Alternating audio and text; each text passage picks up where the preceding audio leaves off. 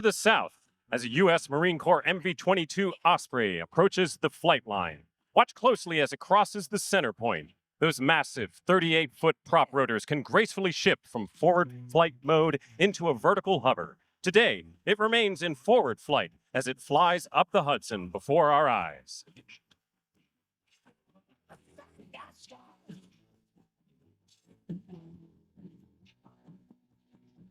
Yeah.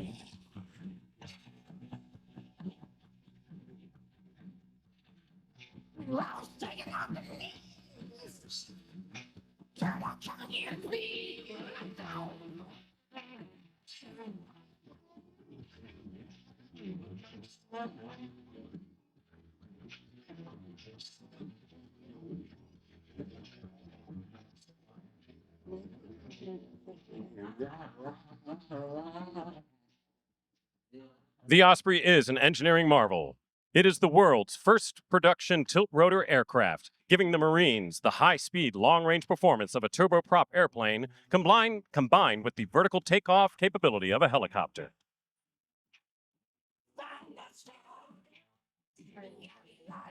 Coming in low and steady now, we have a pair of U.S. Navy C-2A Greyhounds. Notice that unique high-wing design and the distinctive four-finned tail configuration.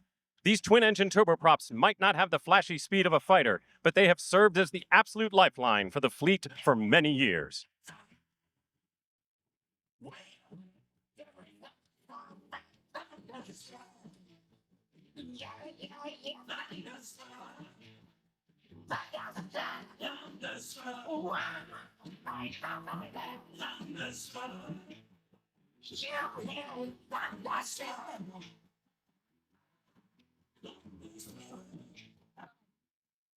Right on the heels of the Greyhounds, block out the sun for two massive U.S. Marine Corps KC-130J Super Hercules transports. These four-engine tactical tankers are flying in a tight side-by-side formation, showcasing the incredible stability of this legendary aviation framework. The Herc has been in continuous production longer than any other military aircraft in history, but these modern Marine Corps versions are uniquely specialized. The K in KC-130 stands for tanker.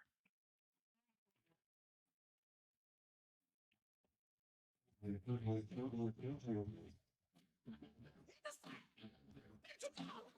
be from the news.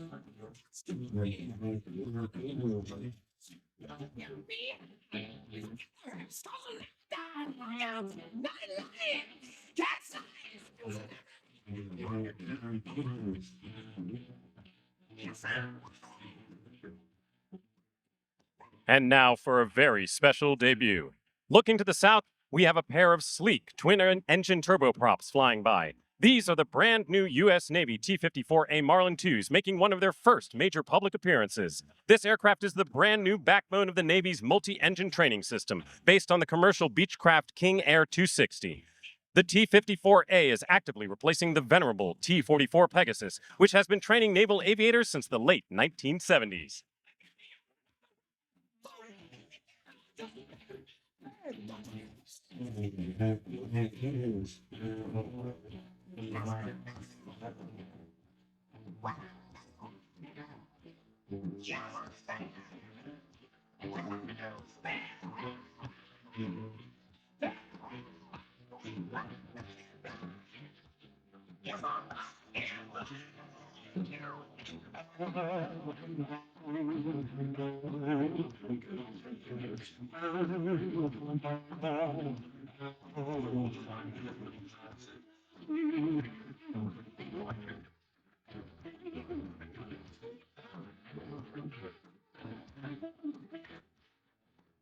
Up next, we welcome one of the newest members of the NATO alliance, Sweden.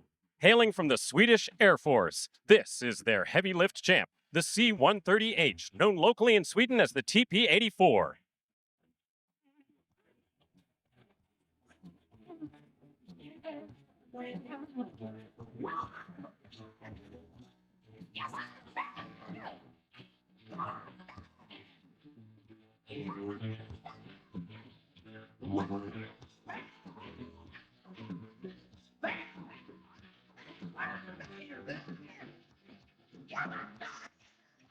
Keep looking south, everyone. If you've ever wondered what absolute structural strength looks like, this is it. Flying by now is a Lockheed WP-3D Orion operated by the National Oceanic and Atmospheric Administration, better known as the NOAA Hurricane Hunters. This massive 4-engine turboprop is heavily modified and bristles with specialized weather radars, including that giant distinctive black dome sitting under the fuselage.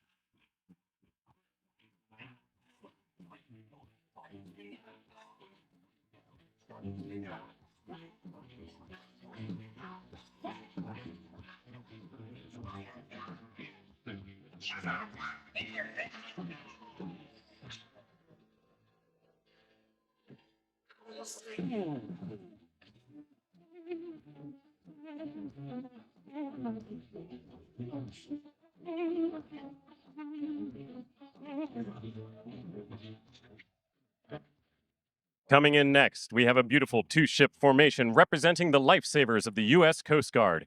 Leading the pair is the long-range HC-130J Super Hercules, flanked closely by its medium-range counterpart, the HC-144B Ocean Sentry. Representing the humanitarian heart of our armed forces, they sport that unmistakable, high-visibility white, orange, and blue paint scheme. These aircraft are a beacon of hope for those in peril at sea. They watch over millions of square miles of ocean, embodying the uniquely American commitment to saving lives and enforcing the rule of law.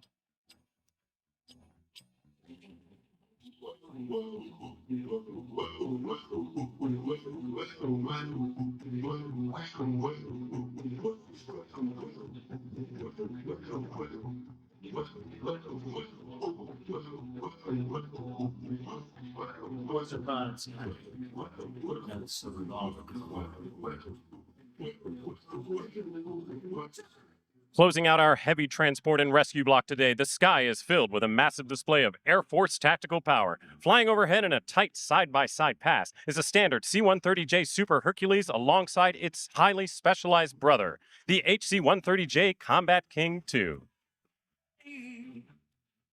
Working for a man, and she brings home a bed for love.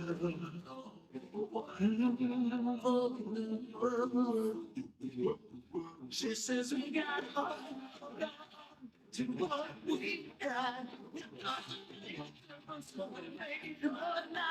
We got each other, and that's a lot for love. We'll give it a shot. The HC-130J Combat King II is a legend as the Air Force's only dedicated fixed-wing personnel recovery platform, a powerful reminder of the American ethos, no man left behind. Flown by Air Combat Command, its primary, highly dangerous job is to sneak deep behind enemy lines at night to rescue downed pilots or isolated troops.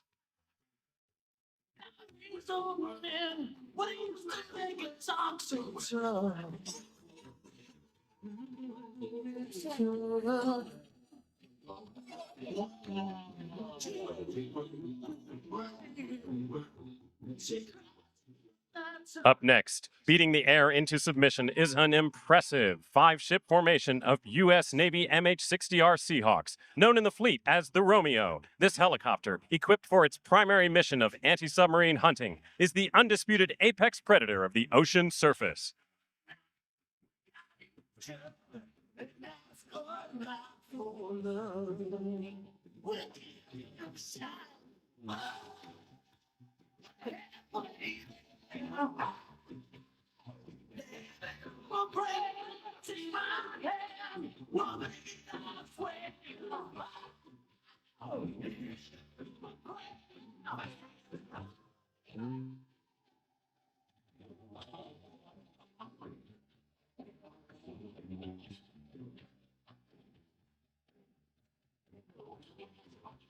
And here comes a flash of bright orange and white. Listen to the high-pitched hum of 4 U.S. Navy TH-73A Thrashers flying past in an immaculate diamond formation. This sleek helicopter is the advanced training platform for the next generation of Navy, Marine Corps, and Coast Guard helicopter pilots.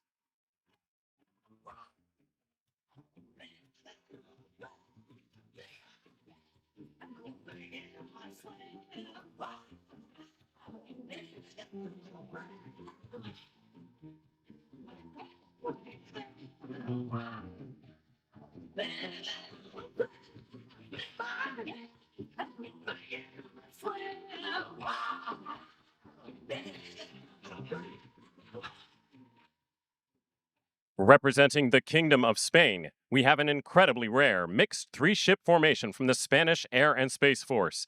Look at this spectacular lineup: 2 nimble H-135 trainers and a rugged H-60.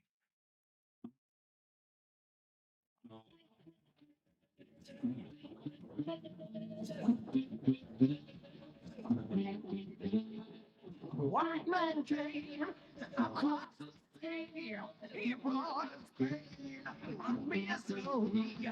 He killed our science. He killed our creed. He took our game for his own need. We fought him hard. We fought him well. Throughout the flames, we did him wrong. The MH-60S Seahawk, commonly known as the Sierra, is the U.S. Navy's ultimate multi-mission workhorse, designed for vertical insertion, combat support, and search and rescue. They send the Redskins back to their holes. It's like they love out the whole game. We are freedom for stabbing the man. We make the children of cowards and men.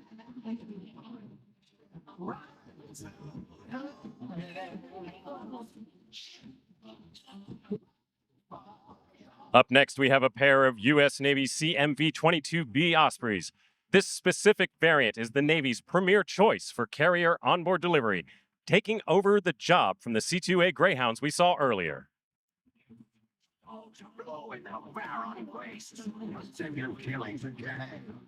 We're raping the women and wasting the men.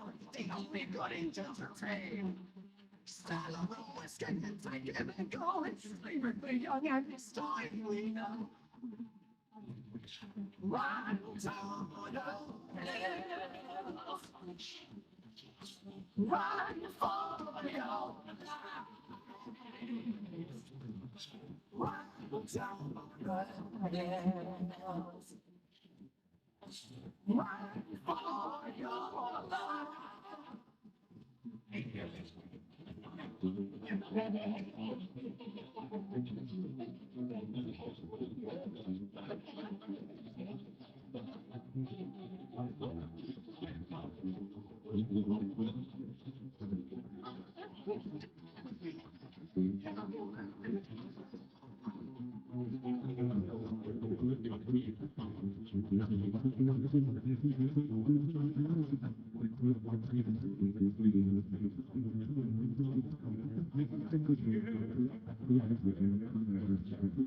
And here comes a magnificent sight. 8 CT-114 Tudors from the Royal Canadian Air Force painting the sky with smoke. These jets belong to the legendary Canadian Forces Snowbirds as our closest neighbors and NORAD partners.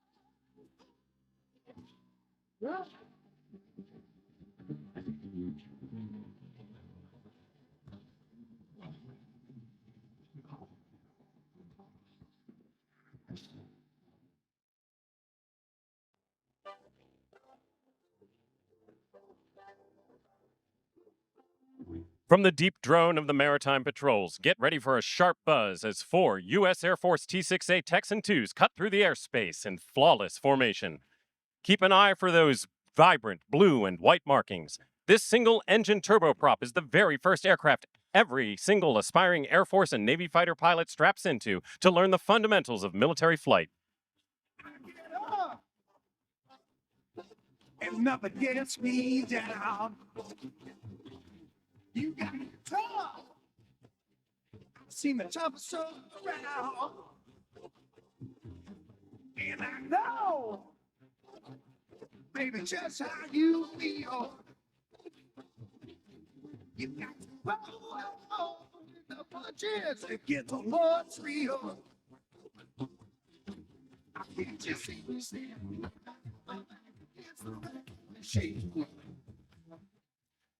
The worst that you've seen. Swooping overhead now is a crisp formation of 4 U.S. Navy T-6 Texan II aircraft. Don't let the propellers fool you. This turboprop powerhouse is where every single Navy and Marine Corps pilot begins their journey to earning their wings of gold. Go ahead, jump, jump.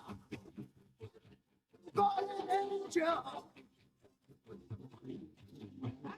Oh, you, who said that? Baby, how you been? You say you don't know, you won't know until you begin. So can't you see me standing here? Shaking. The worst that you've seen. Can't you see what I'm doing?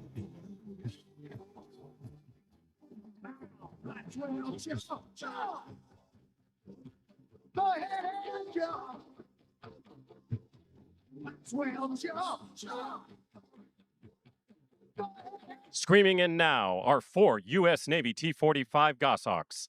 This sleek, single-engine orange and white jet is the final step for student aviators before they transition to tailhook aircraft that land on United States Navy aircraft carriers.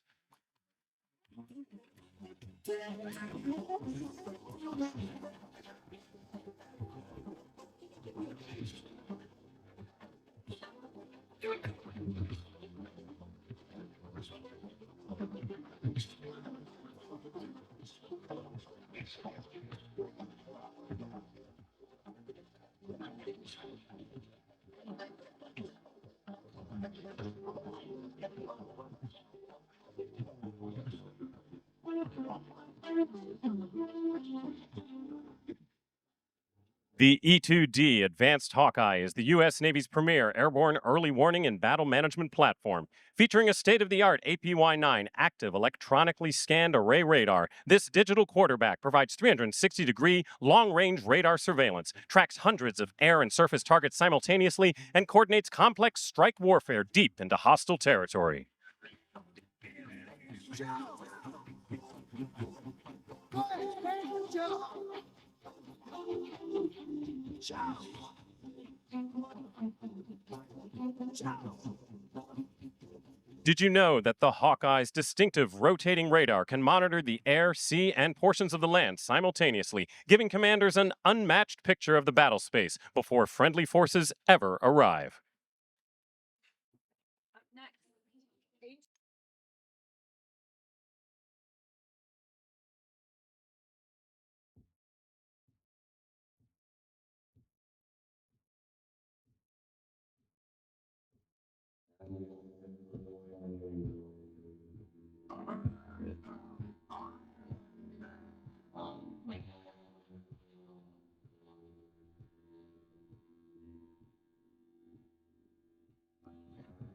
Bringing a thunderous rumble to the skies now is a roaring four-ship formation of U.S. Air Force A-10 Thunderbolt IIs, affectionately known as the Warthog.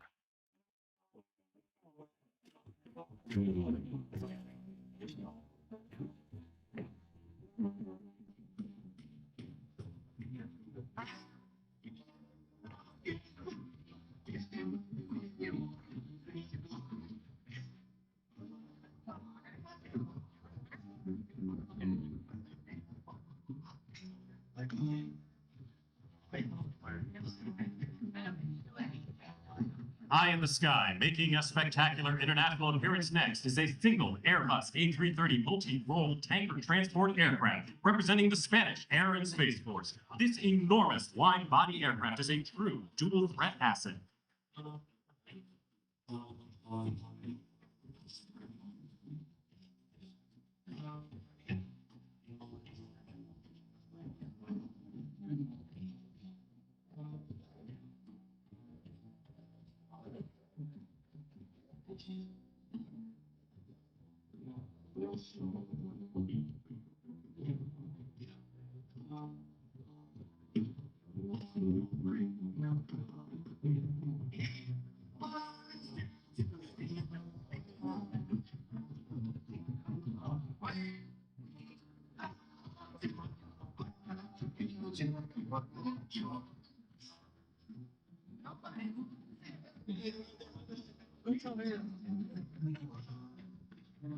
Up next, looming large, is a solo U.S. Air Force C-17 Globemaster III, showing off its jaw-dropping profile. This aircraft is the modern arsenal of democracy, capable of delivering hope in the form of humanitarian aid, or formidable power in the form of combat troops to any corner of the earth in a matter of hours.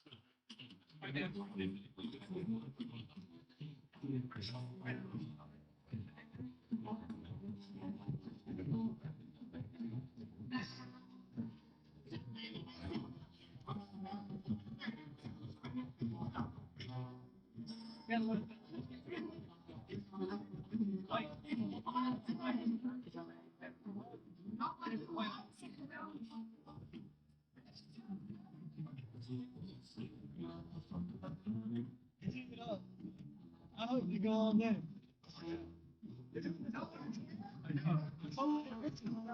Shifting our gaze back to our international partners, the German Luftwaffe is represented by twin-engine Eurofighters. This formation shows off Germany's rapid reaction capability to deploy anywhere on the globe at a moment's notice.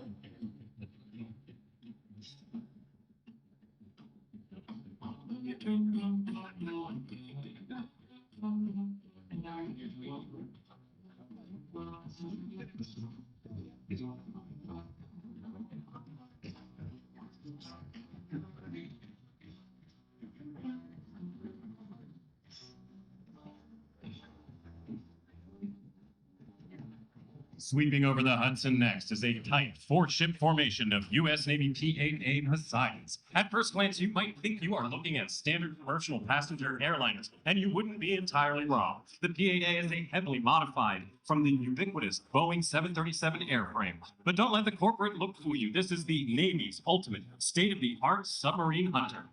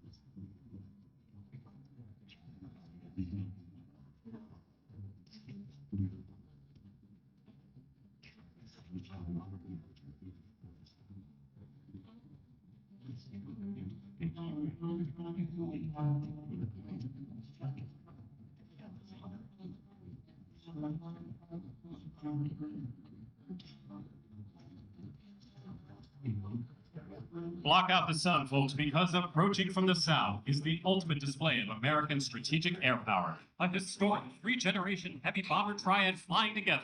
Leading the formation is the unmistakable bat-like shadow of the B-2 Spirit stealth bomber.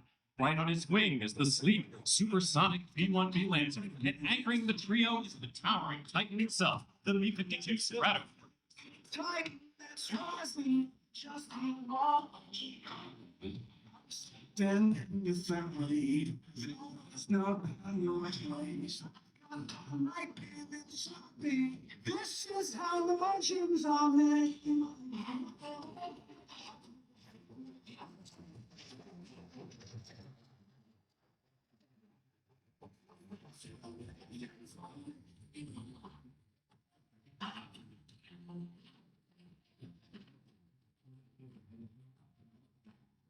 This is how legends are made.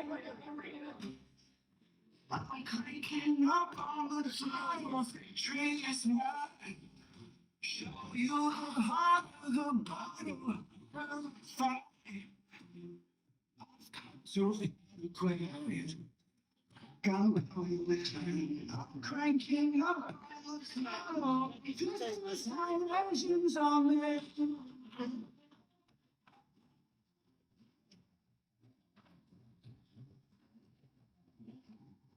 This is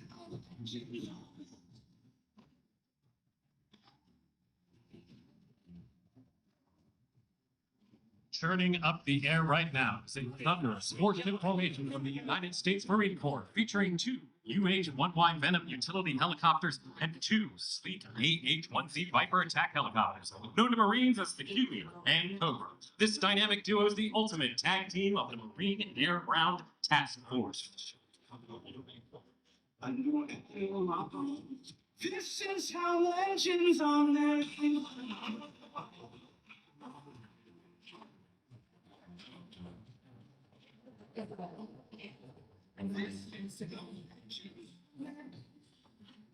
And if you think it's getting windy down on the Hudson, you are right. Approaching now are two massive CH-53E Super Stallions and two CH-53K King Stallions, the legendary heavy lifters of the Marine Corps.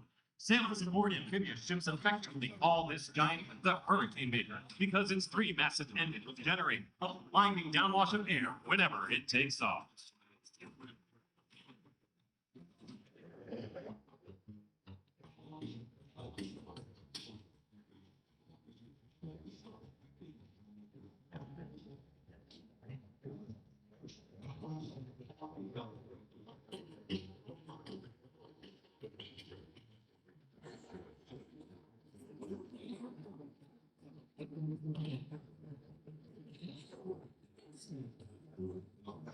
And now, the joint rescue display featuring a Bright Horse Coast Guard Jayhawk and U.S. Air Force HH-60s. This is a beautiful showcase of inter-service unity. Whether responding to combat scenarios or devastating hurricanes, these crews share a common DNA of selflessness and bravery, always ready to extend a helping hand from the sky.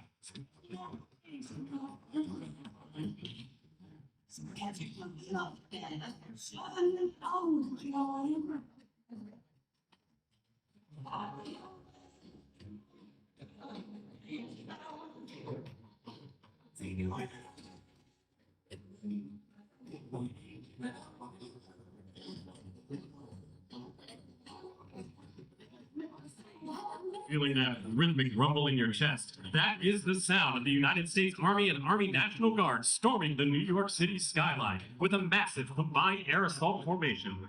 Leading the charge is the double-rotor CH-47 Chinook heavy lifter, flanked by lethal AH-64 Apache attack helicopters and many iconic UH-60 Black Hawk utility transports.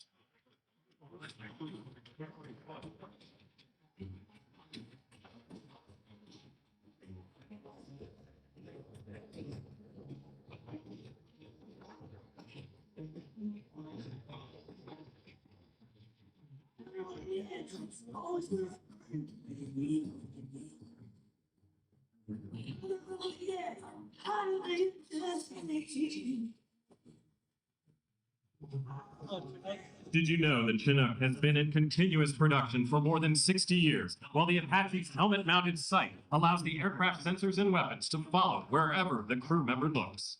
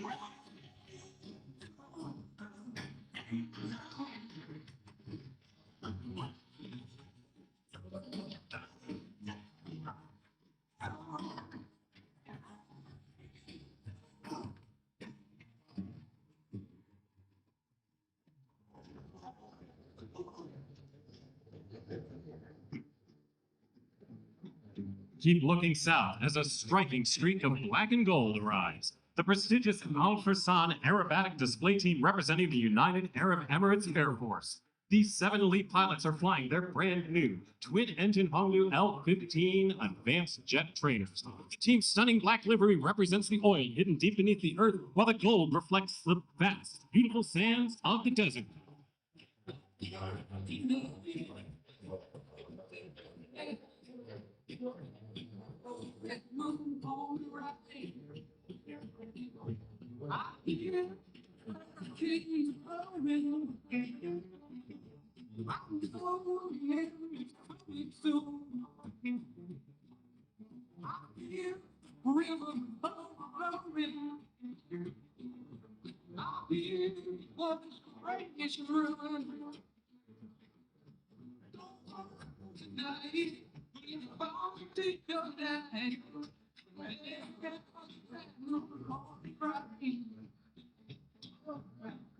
Prepare yourselves for a deafening wall of sound as the United States Air Force commands the sky with an incredible 9-ship tactical fighter formation.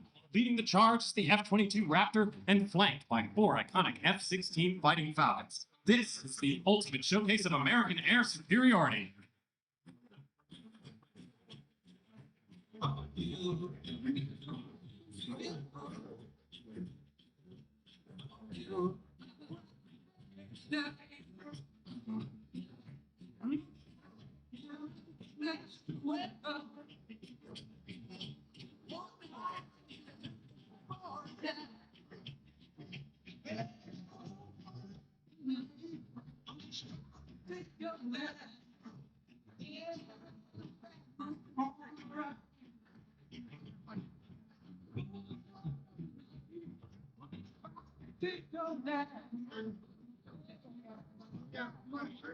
Streaming from the south next is a type formation from the U.S. Navy featuring 2 frontline F-A-18 Super Hornets escorting nimble F-5 Tigers. These aircraft belong to the Navy's elite adversary squadrons, where iron sharpens iron. By simulating enemy tactics, these elite pilots ensure that when American aviators face real threats, they are the most lethal, highly trained warfighters on the planet.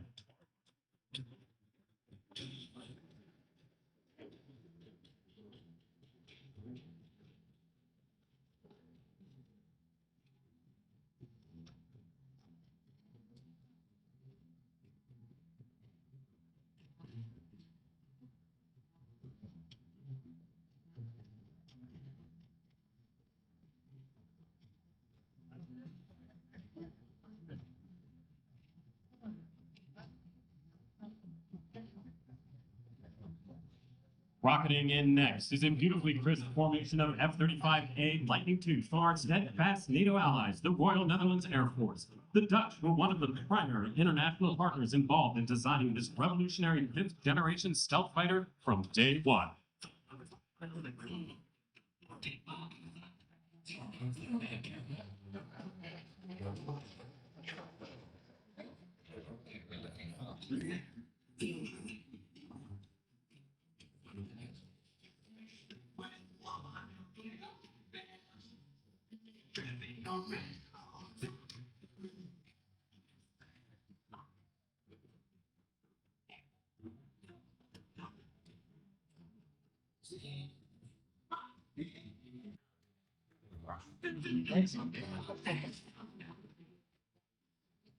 Here is a treat you absolutely do not see every day. AB-8B Harrier II jets, representing the Spanish Air and Space Force. Spain represents the last operational Harrier community in Europe, a proud legacy of freestyle aviation. Sorry.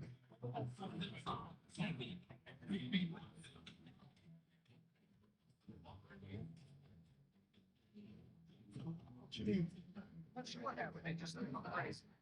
I'm thinking of put over battery.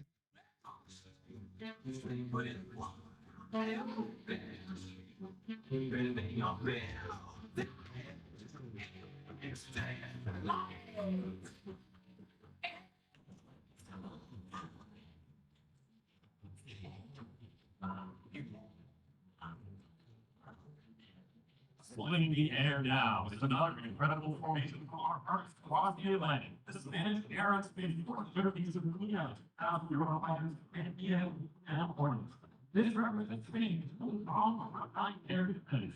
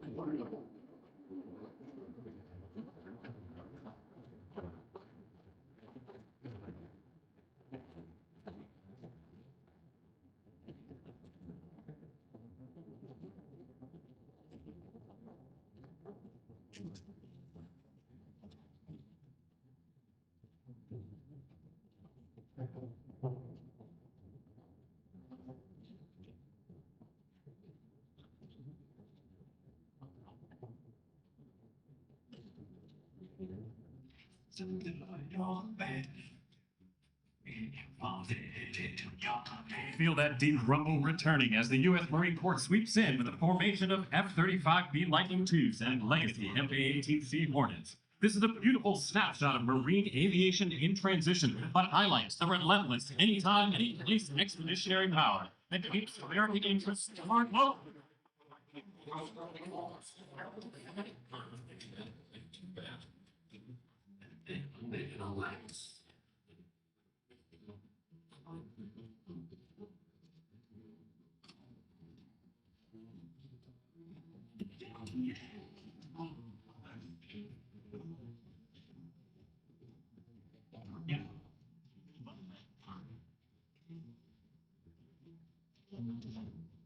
Up next, 3 F-35 Lightning IIs. Did you know that Italy operates both the conventional F-35A and the short takeoff and vertical landing F-35B, giving it flexibility from both land bases and aircraft-capable ships?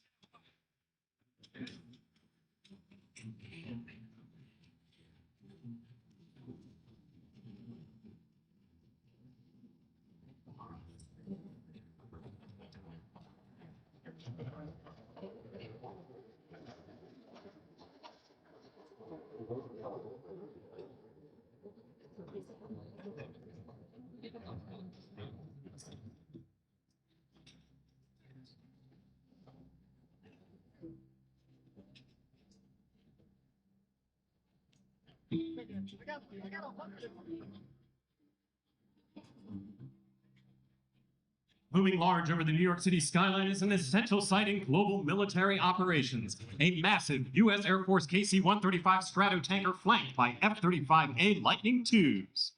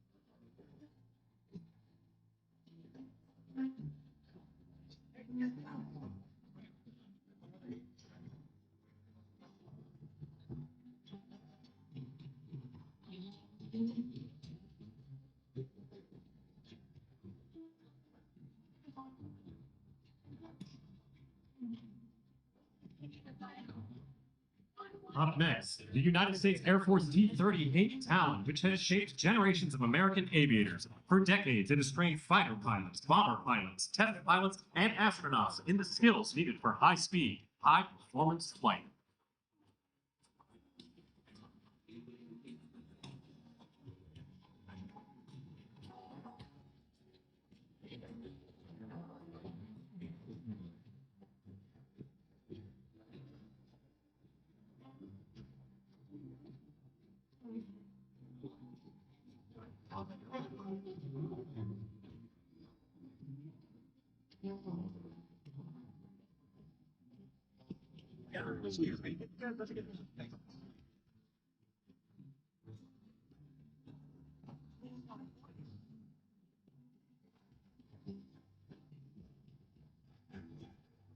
Now flying in from the south, the United States Navy carrier strike formation of 6 FA-18EF Super Hornets. The Super Hornet is the backbone of today's carrier air wing. Its strength is versatility. It can fight air-to-air, strike targets ashore, suppress enemy air defenses, conduct reconnaissance, and even refuel other aircraft.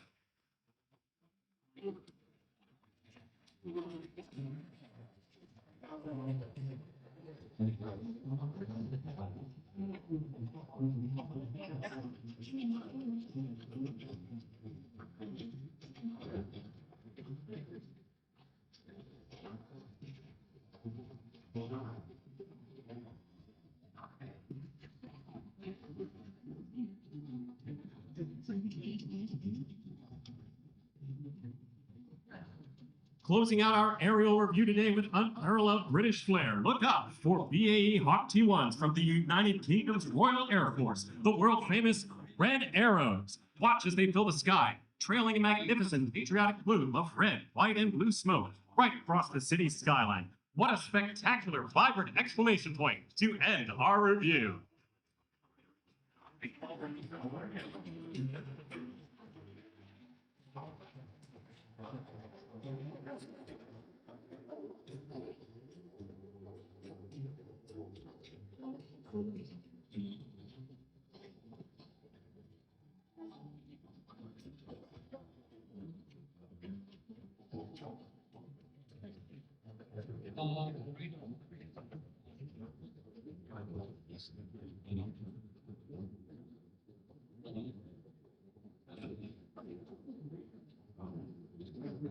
Ladies and gentlemen, please welcome United States Ambassador to the United Nations.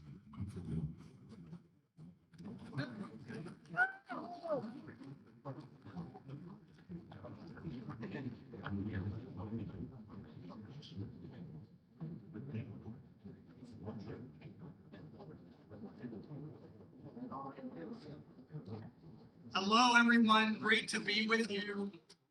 And I just wanted to take a minute to talk to you about how incredible this day is and where we're sitting right now. To put it in perspective, for all of human history, thousands of years, we people got our rights from kings, queens, emperors, and czars. How important our founding fathers.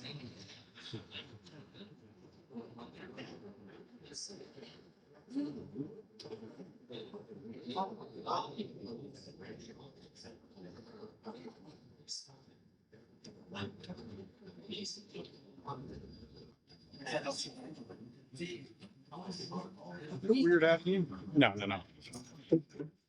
Oh, man. There's a chair right behind me.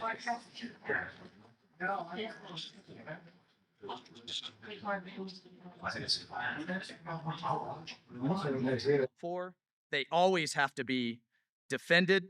Now, as a diplomat, under a president for peace, under a vice president for peace, I can tell you what, they do all they can to make sure we're using words, not bullets.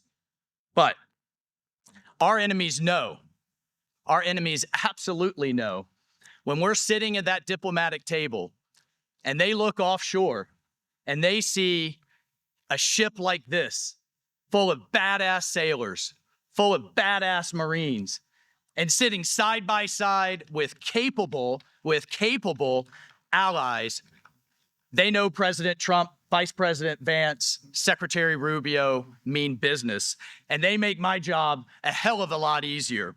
So, as an Army guy, I stand here today proud to say, go Navy, and happy birthday, America. Thank you, and I salute you. God bless you.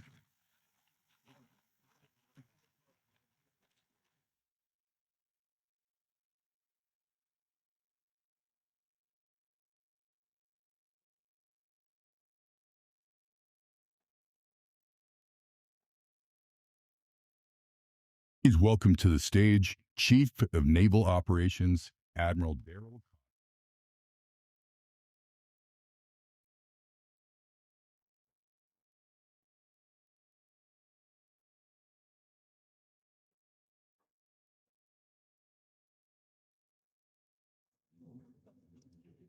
Good morning, everyone.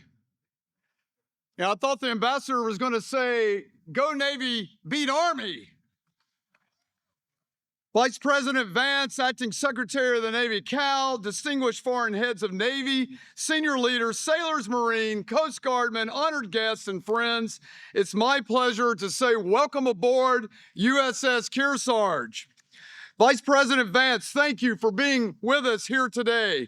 Your presence means a great deal to the Navy and Marine Corps team and every nation represented here.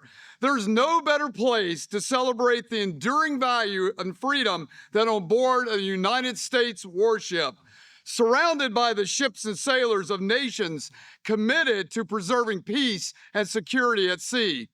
Acting Secretary Cal, thank you, sir, for being here and serving as the reviewing official for today, and for bringing together this extraordinary gathering of ships, crews, and maritime leaders to honor 250 years of American independence. I also want to thank Captain Goshinsky and the crew of the Kearsarge. Great warships don't simply arrive ready. They are made ready through disciplined crews, careful planning, and countless hours of hard work. Today's ceremony is a reflection of that professionalism and the pride of our sailors and Marines take in and representing our nation. So to the Kearsarge team, bravo Zulu. I also want to thank every unit involved in making this event possible. Your professionalism helped make this celebration worthy of the moment. We gather aboard an American warship to celebrate the 250th anniversary of the independence of the United States of America. 250 years ago, our nation declared that liberty was worth defending.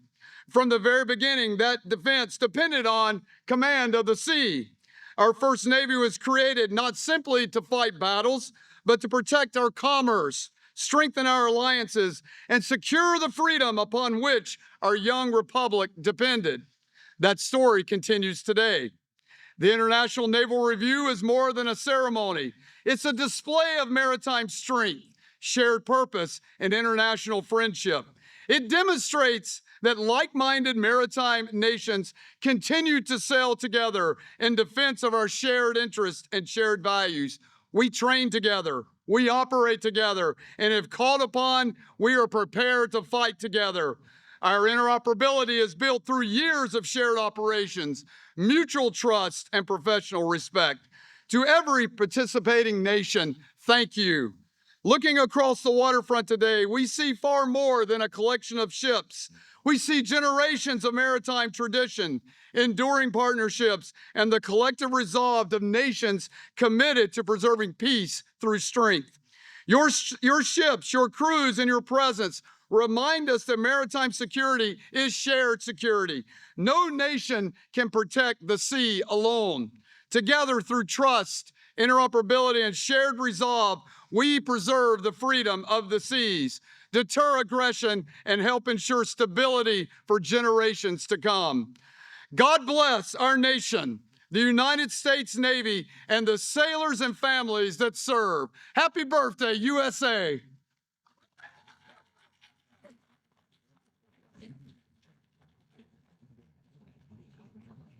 Please welcome the Acting Secretary of the Navy, the Honorable Hung Cao.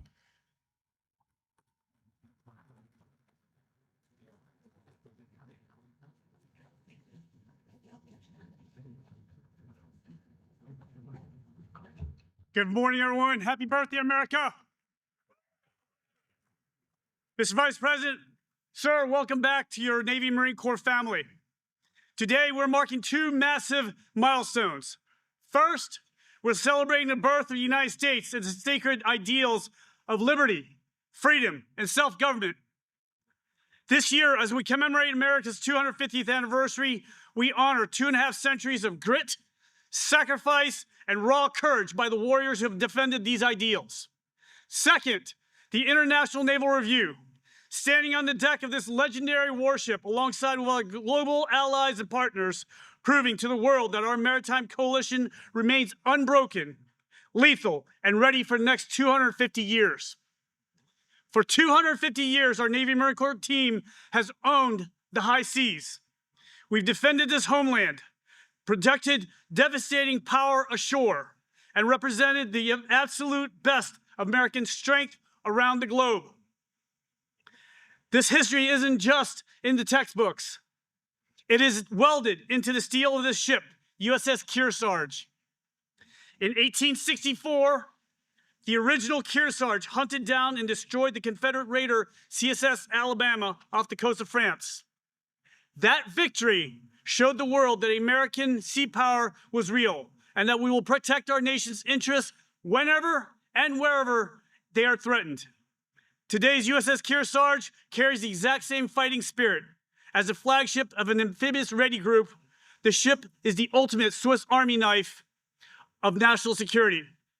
From launching Marines into the fight to delivering life-saving humanitarian aid and executing high-stakes special operations missions, Kearsarge gives the President and the Vice President lethal, flexible options that no other force on Earth can match.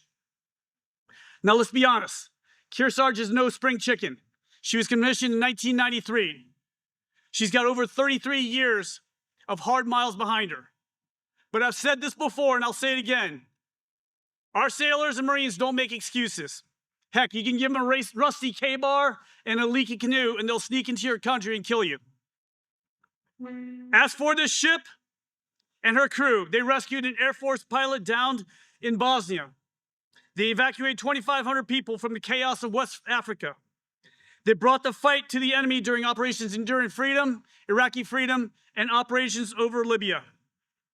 They surged into the Middle East to secure vital global shipping lanes and hunt down maritime threats.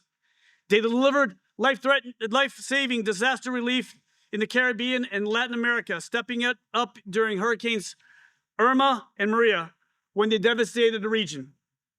And recently, they pushed deep into the high north and Baltic Sea, operating side by side with our allies and partners to remind our adversaries we represent maritime dominance wherever we sail.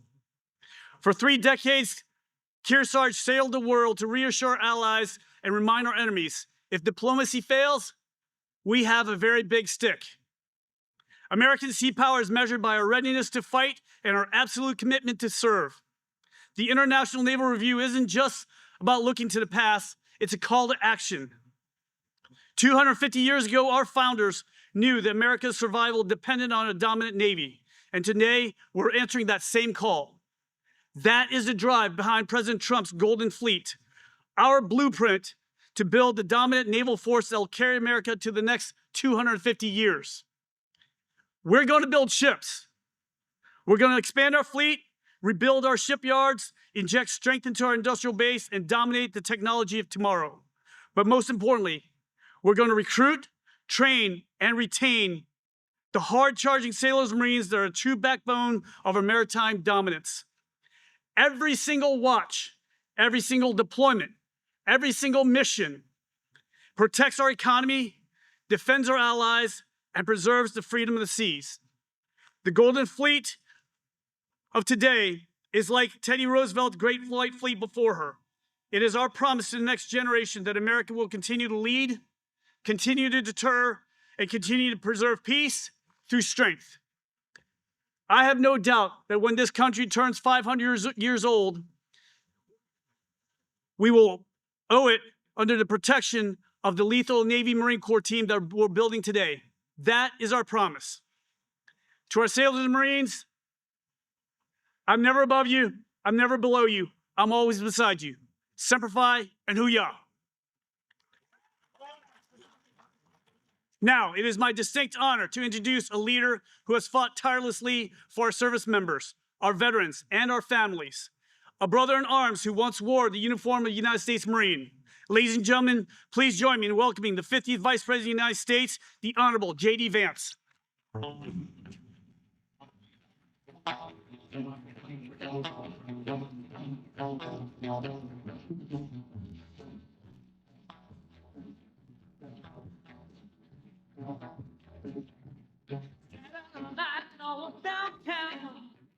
How we doing? Hoorah! Semper Fi! And happy birthday to all the sailors and the Marines and all the service members of this incredible ship. Please, please, ladies and gentlemen, take a seat. You know, I know it's 100 degrees out here, but my speechwriters wrote me a nice 9-hour address, so it's going to be a long day. A long day. But let me start by saying, first of all, thank you for being here on this incredibly historic occasion. I have to give a shout out to Admiral Caudle and, of course, Acting Secretary Cal, two great Americans. Thank you for your leadership and for everything you've done to prepare us for this incredible celebration today. And I also, of course, got to give thank you, but also special greetings from the President of the United States for reviving this incredibly proud naval tradition as we celebrate 250 years of American daring and 250 years of American naval excellence. Today,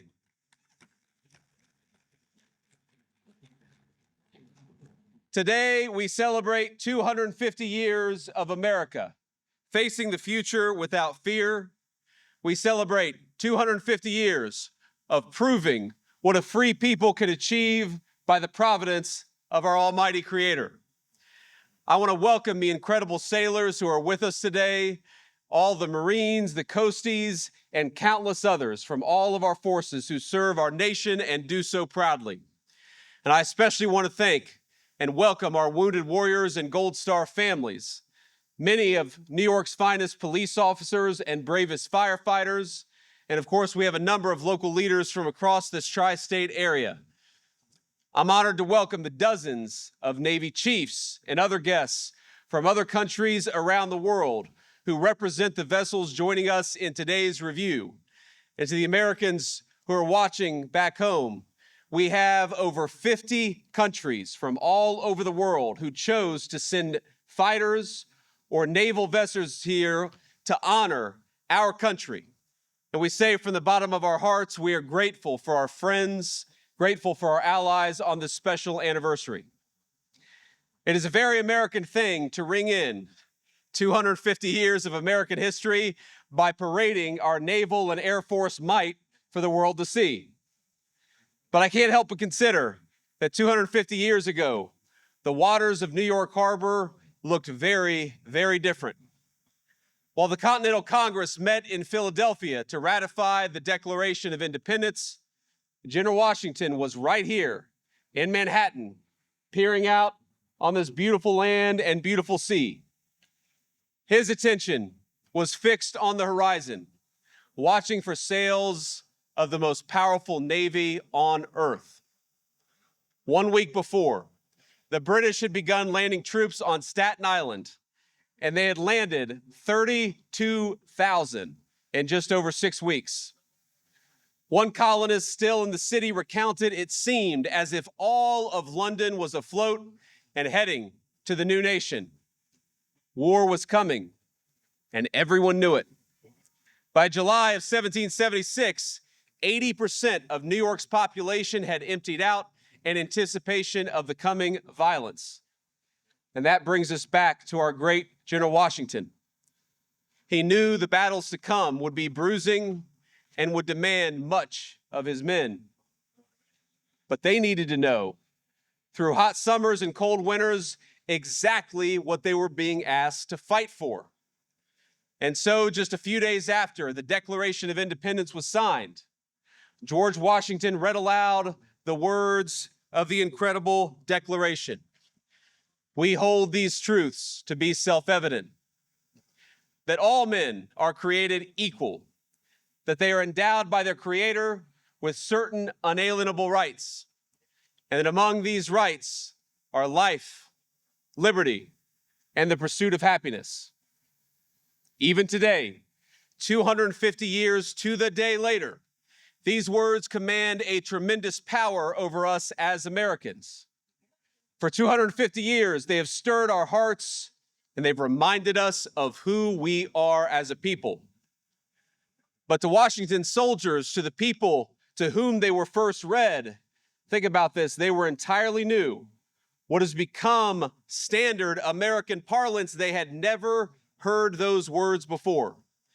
And I think it's something striking to reflect on that in 2026, the Declaration was written with the assumption that its audience would immediately grasp its words. Though they had never heard it, they would know exactly what it meant. It wasn't written for historians. It wasn't written for academics. It wasn't written for the generations to come. It was written for the people of this fledgling country. It was written for the soldiers who would fight to turn those words into a new system of government. As a document, it does not handhold its readers. Its citizenship at a very hard level. It does not pause to explain who this creator is. It doesn't explain what the equality of men means. It doesn't try to go into details about the consent of the governed. It simply declares these truths to be self-evident. 250 years later, it's worth asking, self-evident to whom? If the Declaration proclaims truths the founders believed to all mankind, yes. But it says those truths in language intended to be familiar specifically to the American nation that it was authored to, authored by, and authored for. It was, as Jefferson put it later in his own life, an expression of the American mind. A document whose purpose wasn't, quote, to find out new principles or new arguments, but to place before mankind the common sense of the subject, the common sense of the American people. That people had been generations in the making. 1776 was not an accident. The patriots of that era understood themselves to be heirs to an older civilization who would carry it forward. Now, they shared with Great Britain the same language, the same God, the same system of common law. They even read many of the same books and observed many of the same customs. They shared the same understanding of justice and public life. George Washington's boyhood offers a small but revealing example. When he was 13 years old, he copied down more than 100 entries from a tiny little book called The Rules of Civility and Decent Behavior. It was not an American work, but it was first published in London more than a century before George Washington was born. Yet the America that formed Washington demanded qualities that no book, no manual could teach. Before General Washington commanded an army, he spent his 20s surveying America's wild interior, saving up money, learning self-reliance on a continent that rewarded initiative more than pedigree. It didn't care if you were a nobleman, it cared what you could do. Now, our society at the time reinforced the habits Washington learned in the wilderness. Frontier life rewarded resourcefulness, while America's colonial assemblies taught citizens to govern their own affairs. It taught citizens to be self-governing human beings. Churches at the time, especially those who were touched by the Great Awakening, reminded congregants that no earthly hierarchy outweighed the equal dignity of every human soul before its creator. All of that came together. And so it was no surprise that when Washington's soldiers first heard the Declaration 250 years ago, they understood precisely what it meant. They understood the meaning that was conveyed. It was seismic, but it was their birthright as citizens of this new republic. The words might have been new, but they expressed a feeling, something that already lived in the heart of every single American patriot. And I believe those words still live in the heart of every single American patriot today. And for 7 long years, they fought for that birthright. It wasn't easy. On some days, it was hotter even than it was today, as hard as that is to believe. Many suffered and died for that dream and died for those principles. But by the grace of Almighty God, they secured for us a free, a proud, and an independent republic that endures, and doesn't just endure, but thrives to this very day. As Washington traded in the uniform for the presidency, he remained preoccupied with the physical land that had shaped him. He imagined wagons crossing mountains, paths out of the Alleghenies and the Appalachians, and canals connecting the Potomac and the Ohio River to its western valleys. Our first president would not live long enough to see that vision of a continent connected. He would not live to see it to completion. But the rivers he surveyed in his youth carried on westward without him. They carried settlers and new riches and cities waiting to be built. And eventually, they carried a 13-year-old boy by the name of James Buchanan Eads. In the fall of 1833, Eads and his family, like many Americans, moved west to the nation's growing frontier, the land of opportunity. And as their steamboat approached St. Louis, its boiler exploded, throwing him into the turbulent waters of the Mississippi. The family lost everything, every earthly possession, and the river nearly killed young Eads. From that moment on, he vowed not to be a slave to that mighty river, but to make it his own. He received no formal education, but to support his family, he sold apples on the St. Louis riverfront, captivated by the bustle and frontier of boomtown St. Louis. At 16, he took a job on the water, and not long after, he conceived of an idea that most engineers at the time, they thought it was crazy. They thought it was insane. You know, sunken ships and other treasures lay scattered along the bottom of the Mississippi. No business in the world existed to salvage them, to take that buried treasure on the bottom of the mighty Mississippi and bring it to work for people. Unlike the more peaceful streams out east, the river's strong currents and turbid waters, most insisted that ordinary diving in the mighty Mississippi was impossible. You could not do what Eads proposed that we do. But he disagreed. And so he did what every American does when they're told they can't do something. He went out and did it anyway, and he did it himself. He bought a 40-gallon whiskey barrel, fixed it to a diving bell, and climbed in, and down he went all by himself. The riverbed was pitch black, the current pulling his feet every which way. Sand swirled around him like a dense snowstorm, he later recalled. But he located his target, a large hunk of lead, tied on the cable, and came back to the surface. Eads went on to become one of the nation's greatest civil engineers. He built the very first bridge spanning the Mississippi River south of its confluence with the Missouri. An impressive feat for a man who'd never built a bridge before. The people who told him, you can't build the most difficult bridge because you've never built a bridge before, he said, yes, I can, because I'm an American and I'm going to do it myself. It was the first on the planet, that bridge, to be made of steel. And residents of St. Louis still use that bridge to this very day, nearly 200 years later.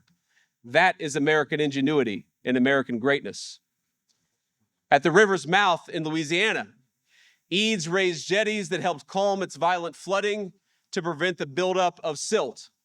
And by doing so, he transformed New Orleans from the 9th largest port in the United States to the 2nd most powerful port in the world, rivaling only the city that stands behind us. But Eads had already faced a still greater test, because as the Civil War broke out, the government summoned him to Washington for his help building the ironclads, which the United States Navy would seize the Mississippi with.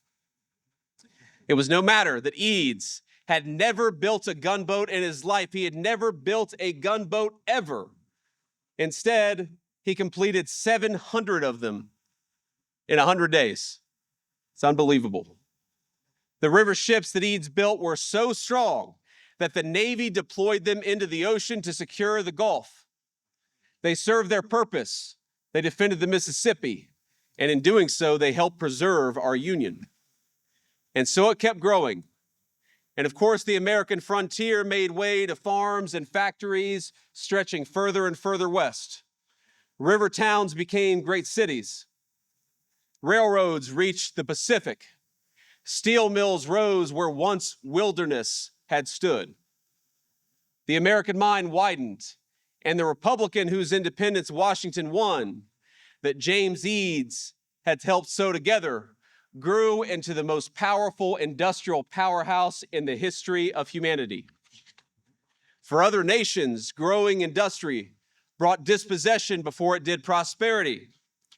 In the old world, the one our ancestors had left behind, the Industrial Revolution threw society into chaos.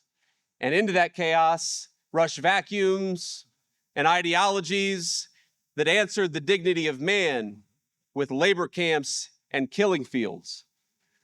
Where the old world led to communism and fascism, the Americans recognized that at root, they were a denial of everything that Washington and Jefferson had read to his men 250 years ago. The free world needed to win, but in order for the free world to beat communism and fascism, it had to outproduce them. And as in every conflict before, America looked to her sailors for help and to the builders who made sure those sailors had the very best ships to sail on. Among them was a man that we know as Henry Kaiser. Like Eads, Kaiser had grown up with very little. The son of German immigrants, he dropped out of school at 13 to work the stockroom at a dry goods store in Utica, making $1.50 a week and commuting 4 miles each way on foot. Eventually, he moved to Spokane for better job opportunities, setting his sights on starting his own company.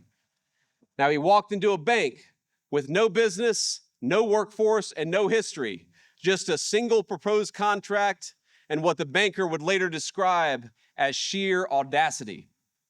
He walked out with a $25,000 loan.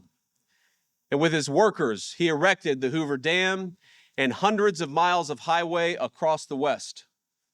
Everywhere he went, he organized ordinary Americans to build extraordinary things.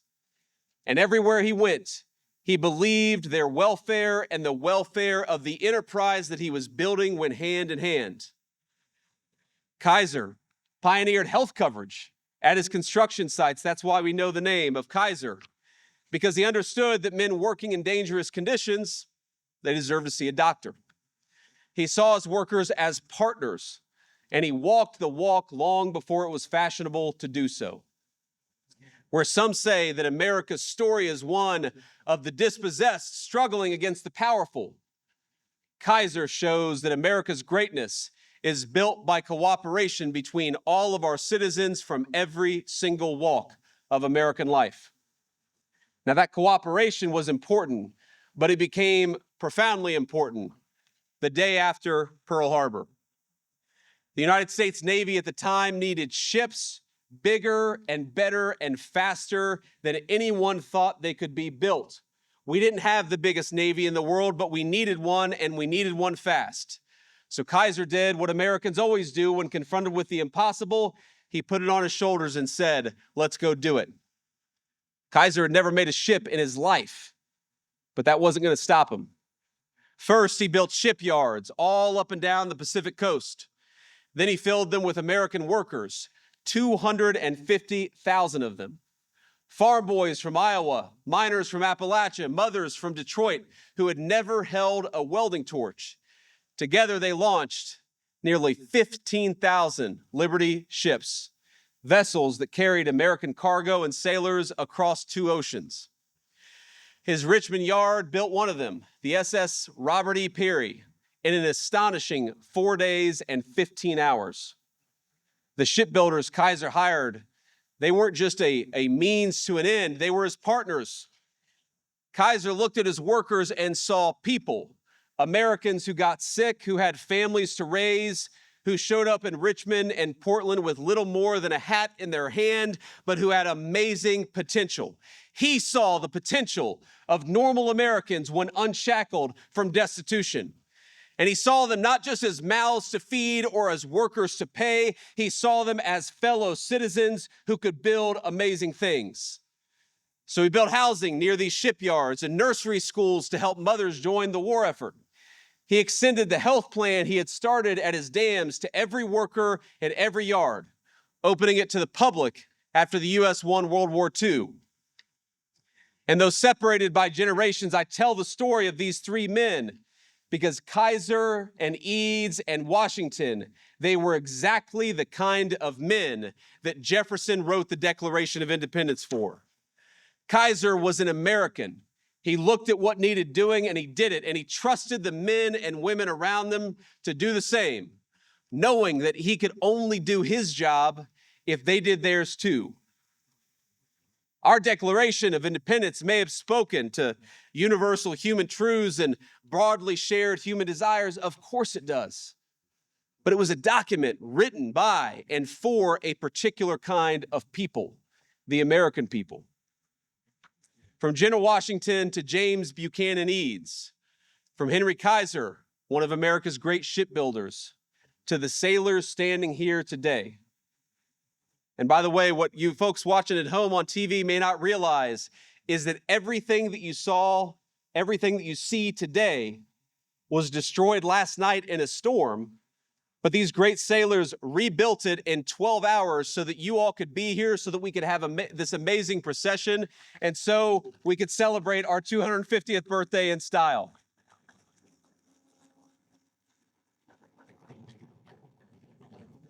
All of us, connected through the generations, rich and poor of every job, we are a people formed by generations of self-governance and personal industry.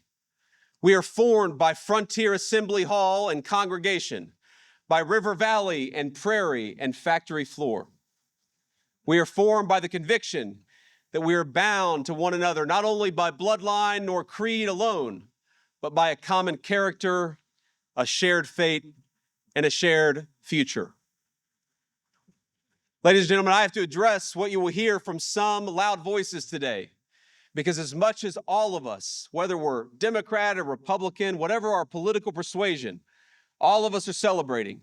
But you will hear a couple small but loud voices today speak obsessively not of our national greatness, but of our national imperfections. They will speak of the powerless and the dispossessed. They will tell you that America is just another country where the weak struggle against the strong. And if they acknowledge that there is anything to be proud of in our history, they'll say it's the fact that sometimes the powerless have won a zero-sum battle. They're wrong. They'll talk about America's sins with the anger and zeal of a brimstone preacher, but without any of the grace or forgiveness that must be present in the Christian faith. These people misunderstand the essence of America, from Thomas Jefferson to Henry Kaiser. They misunderstand that we all have moments of great power despite those very real imperfections. That there are victims and heroes who live inside of each of us, from the most ambitious leaders and builders to steel welders like my grandfather. People who had their own role to play in turning this dangerous wilderness into the proudest civilization in history. So what I'd ask you to do, my fellow Americans, on our 250th birthday, is to reject the two-dimensional view of your fellow citizens and reject the two-dimensional view of your country. Reject that America is a place for zero-sum thinking, because it is not. Our history is one of people carving a great civilization out of the wilderness. Reject the view of your nation that sees only its sins, but not its grace and its greatness. Everything that we have done as a country, we have done together. Not as citizens divided against each other, but as a common people working towards a common future. When we won our independence, we were led by General Washington to liberty and greatness, but marching ahead of him were thousands of boys from all over the new nation who gave Washington's military genius its foundation and its firepower. When we saved the world in World War II from tyranny in the 20th century, of course we needed great military leadership and tactical genius from our generals, but we also needed Rosie the Riveter, Iowa farm girls who built the machinery of war, and the sweethearts they sent to a world away to storm the beaches at Normandy. when we went to the moon. Of course, our great astronauts flew the rockets and our great men of science and engineering built them. But there were clerks and janitors and welders like my grandfather who each played their distinctive American part. All of us have a part. All of us had our part, our role to play in creating 250 years of a proud American story. And all of us will need to do our part to create the next 250 years of American greatness. So I say to all my fellow Americans, I'm proud of you. Happy birthday. And happy birthday to our great nation. Today, my friends, we celebrate. And tomorrow we get back to work. God bless you. Thank you for having me.